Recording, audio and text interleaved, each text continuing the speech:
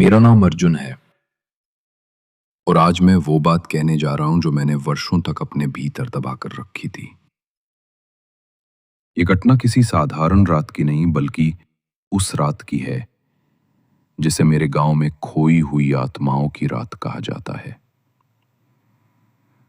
रात के लगभग 12 बजे थे। मैं बस अड्डे पर खड़ा था। पूरा स्थान वीरान पड़ा था। ऊपर लगा पीला बल्ब कांपते हुए बुझता जलता था, मानो उसकी रोशनी भी डर रही हो। उसी समय पीछे से एक कांपती हुई स्त्री आवाज सुनाई दी, बेटा, शहर जा रहे हो? मैं मुड़ा। वहां एक बहुत वृद्ध स्त्री खड़ी थी। उसके बाल बर्फ जैसे सफेद और चेहरा बिल्कुल निचुड़ा हुआ। सबसे विचित्र बात, उसके पांव जमीन को जैसे छू ही नहीं रहे थे। लेकिन मैंने इसे अंधेरे का भ्रम मानकर नजरअंदाज कर दिया। मैंने हां में सिर हिलाया। वो धीमी मुस्कान के साथ बोली, इस रात शहर न जाओ बेटा। ये रात भटकी आत्माओं की होती है। मेरी रीढ़ में सिहरन उतर गई, पर मैंने स्वयं को संभाला और उससे कुछ नहीं कहा। कुछ ही क्षण बाद दूर से बस की रोशनियां दिखाई दी।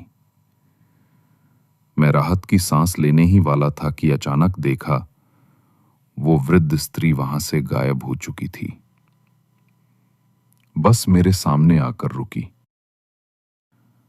उसका दरवाजा धीरे धीरे चरमराता हुआ खुला। मैं भीतर चढ़ गया।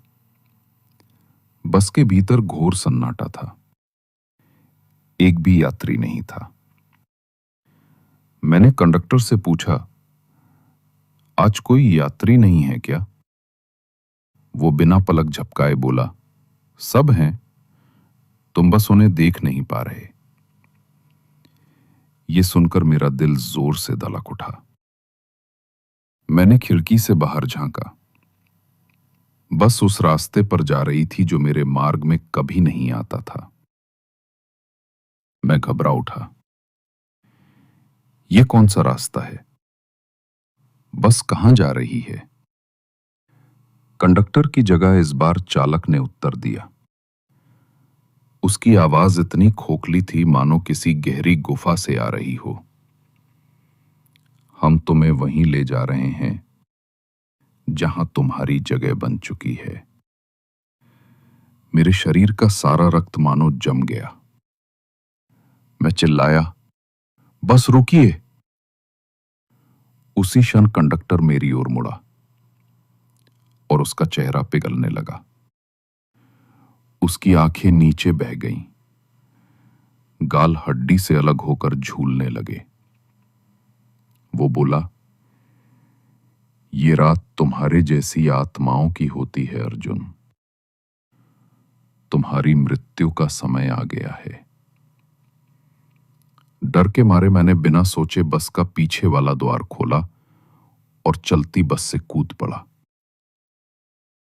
मैं सड़क किनारे बेहोश हो गया। सुबह जब मेरी आंख खुली, पुलिस वाले मेरे चारों ओर खड़े थे। मैंने कांपती आवाज में रात की सारी घटना बता दी। एक पुलिस अधिकारी गंभीर स्वर में बोला, जिस बस में तुम बैठे थे वो बस 12 वर्ष पहले इसी मार्ग पर खाई में गिरकर नष्ट हो गई थी। उस दुर्घटना में चालक और कंडक्टर दोनों मारे गए थे। मैंने घबराकर पूछा, तो फिर वो बस जो रात में आई थी?